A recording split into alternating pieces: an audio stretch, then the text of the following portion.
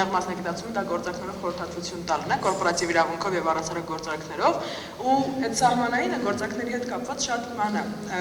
պրոբլեմատիկ հարց է, որովհետեւ սահմանը թե որտեղ է սկսվում բիզնես բանակցությունները, որտեղ ավարտվում ներողություն բիզնես բանակցությունները, որտեղ է սկսվում իրավաբանական խորհրդատվությունը, շատ բան է,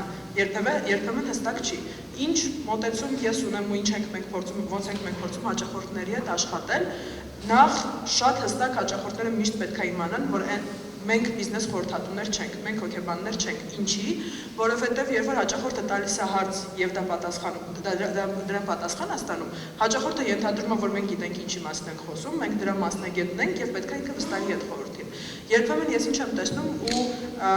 թեմայից չեմ շեղվի, բայց երբեմն օրինակ հաշվապահներ տալիս են իրավաբանական խորհրդատվություն, երբ որ իրանք չունեն իրավաբանի կրթություն, հաճախորդը ենթադրում է, որ դե իմ հաշվապահն է, հարցրել է, պատասխանել է, նշանակում է գիտի, եւ մենք ունենում ենք սխալ խորհրդատվություն։ Նույն ձևով երբ որ իմ հաճախորդը ինձ տալիս է բիզնես հարց, ես իրեն միշտ ասում եմ, տես, ես քեզ կարող եմ ասեմ, ես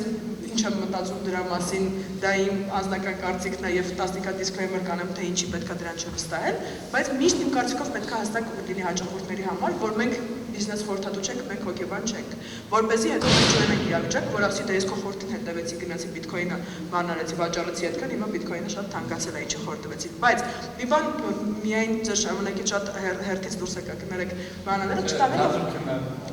ես միշտ ունեմ հետևյալ մոտեցումը, որ գործարքներից սկսեցի, հա, միշտ ցանկացած բիզնես որոշում կայացնելուց առաջ իմ վստահորդը պետք է իմանա, թե դա իրավական ինչ հետևանքներ ունի։ Այսինքն բիզնես հարց է, թե մենք այս բանը գույքը պետք է գնենք, թե չէ, եւ պետք է գնենք առանց իրավական аудիտ անելու, պայմանով որ հաճախորդս հասկանում է, թե իրավական ինչ ռիսկեր կարող են տեղից դուրս գալ, ապա ես բիզնես խորհրդատվություն չեմ տալու։ Իմ կարծիքով իրավաբանի դերը նախ եւ առաջ հաճախորդին բացատրելն է, թե իր ոչ իրավական որոշումները ինչ իրավական հետևանքներ են ունենալու։ Մեր դերը հենց տեղ է։